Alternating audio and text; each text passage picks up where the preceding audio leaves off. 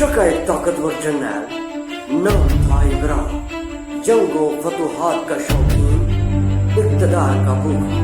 उसने यमन पर हमला किया और वहां के बादशाह को कत्ल किया और खुद हाकिम बन गया। का नशा इतना शदीद था कि मक्का में सादा सी वादी में मौजूद काबा भी खटकने लगा। काबा इसकी मकबूलियत से वो चलने लगा, वो इसे नीचा दिखाना चाहता था। उसने यमन में एक गिरजा तामीर करवाया, नगीनों से सजा, सतूनों से बुलंद, मगर दिल से खाली था। उसने कहा लोग यहाँ कर इबादत करें, कुरैश मक्का को भूल जाएं। मगर जब अरबों ने उसकी कोशिश को रद्द कर दिया तो उसका गरूर खाक में मिल गया।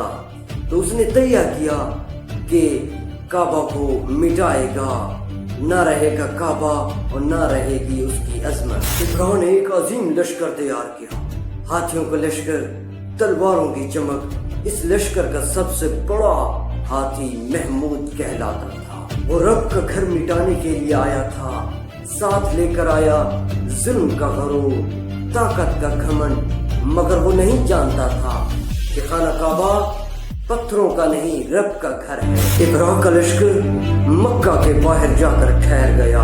सहरा की खामोशी में तलवारों की झिंकारें गूंजने लगी, दिल दहने लगे, खौफ के साए मंडलाने लगे। इब्राहिम ने मक्का के लोगों के ऊंट चुरा लिए। उनमें अब्दुल मुत्तलिब के ऊंट कीमती थे।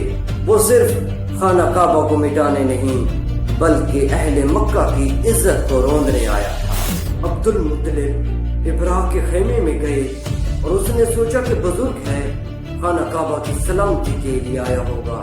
लेकिन अब्दुल मुत्तलिब ने कहा कि मेरे ऊंट वापस दो। इब्राहिम हैरान हुआ। उसने कहा तुम्हें काबे की फिक्र नहीं? तो अब्दुल मुत्तलिब ने कहा मैं ऊंटों का मालिक हूँ, काबे का मालिक अल्लाह है, वो इसकी हिफाजत खुद करेगा। अब्दुल मुत्तलिब ने अहले मक्का को पहाड़ों में पनाह लेने का हुक्म दिया।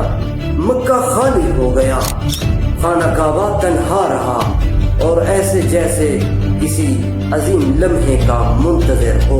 हाथियों का लश्कर, दूसरी तरफ पहाड़ों में छिपे दिल लरसते लोग। खामोशी चीख रही थी मगर आसमान किसी फैसले की तैयारी कर रहा था। इब्राहिम ने हुक्म दिया कि आगे बढ़ो और काबे को मिटा दो।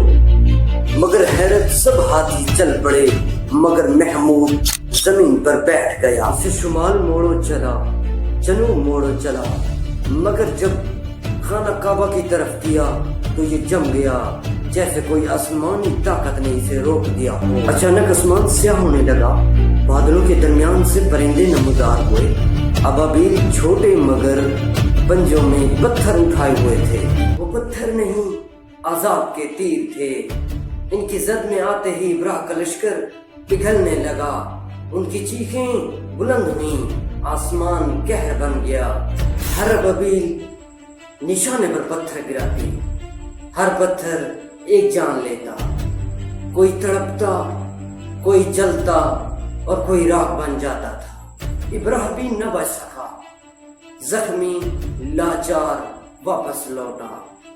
उसके जिस्म का गोश्त गलने लगा और वो जिल्लत की मौत मर गया। न तीर चला न तलवार, सिर्फ चला तो रब का निजाम चला। परिंदों के जरिए ऐसा सबक सिखाया गया कि आज तक लिखा है अगर जुल्म के अंजाम में रब शामिल हो जाए तो बाकी कुछ नहीं रहता। वो महफूज रहा क्योंकि उसका मालिक वो है जो रब हाज़िल बैत है, जिसका निजाम नजर न आए मगर चले जरूर। क्या तुमने नहीं देखा कि तुम्हारे रब ने हाथी वालों के साथ क्या किया?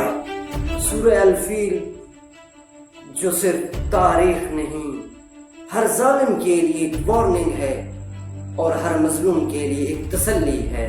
इस वाक़े के बाद मक्का की अजमत बढ़ने लगी। अरब हैरान थे। काबे की हिफाजत पर अल्लाह ने बराह रास्त अजाब नाजिल किया। काबा बाकी रहा और साथ बाकी रही अल्लाह की गैरत। आज भी जिंदा है जब कोई जालिम उसके घर को ललकारता है। आज भी इब्राहिम जिंदा है जो किसी हाथ में परचम है इसराइल का, اور کسی کے پاس طاقت ہے امریکہ کی، مگر غرور وہی پرانا ہے۔ فلسطین کے بچے بھی کعبہ کے قریش کی طرح لاچار ہیں، مگر ان کے پاس بھی عبد المطلب ہے۔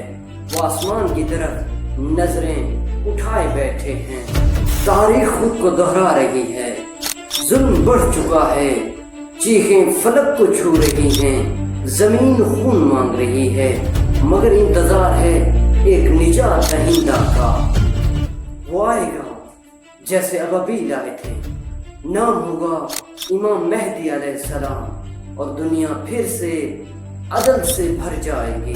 آج کا امام چاہے کتنی بھی فوج لے آئے، کتنے ہی ہتھیار جمع کر لے، صرف ایک ابابیل کافی ہے، کیونکہ ظالم کے سامنے اگر مٹی کا ایک کنکر بھی رب کے حکم سے گرے تو وہ پتھر نہیں، اللہ کا قہر ہوتا ہے۔ فلسطین، کشمیر، یمن، ہر مظلوم کی آنکھوں کا ایک تارا ہے۔ وہ جانتے ہیں کہ رب ہمارا ہمیں دیکھ رہا ہے، اور وہ جب فیصلہ کرے گا نہ ابرہ بچے گا اور نہ اس کا لشکر بچے گا، بچے گا تو صرف حق بچے گا۔